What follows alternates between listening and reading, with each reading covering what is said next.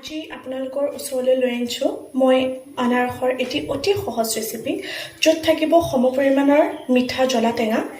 এই ৰেচিপিটো বনাবলৈ আমাৰ প্ৰয়োজন হ'ব আনাৰস, যিটো মই মিহি মিহিকৈ কাটি লৈছোঁ, হালধি, চেনি, মিঠি, জলকীয়া আৰু নিমখ।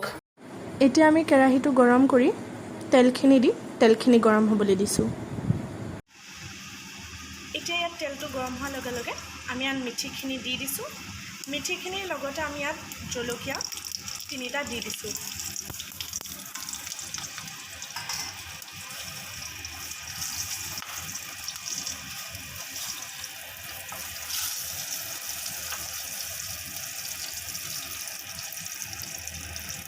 এইখিনি অলপ ব্ৰাউন হোৱালৈকে আমি এইখিনি ভাজিম। এতিয়া ইয়াত আমি আনাৰসখিনি দি দিম।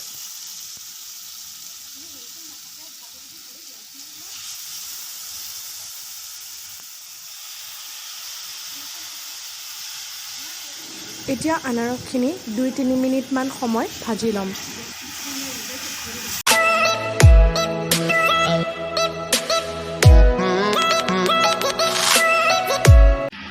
এতিয়া আনাৰসখিনি ভাজি লোৱাৰ পিছত সোৱাদ অনুসৰি নিমখ আৰু হালধি দিম।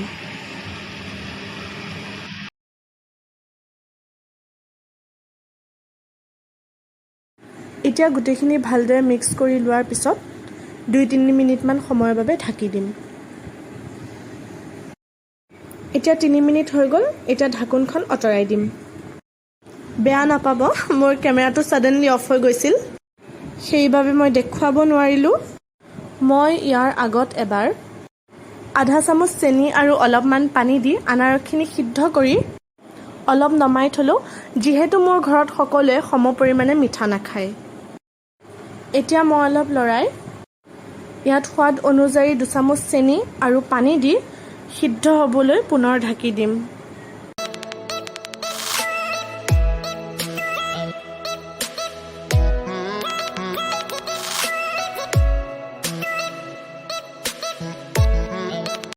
এতিয়া আনাৰসখিনি সিদ্ধ হোৱাৰ পিছত ঢাকোনখন আঁতৰাই দিম আৰু এয়া আমাৰ আনাৰস ভাজি ৰেডি হৈ গ'ল।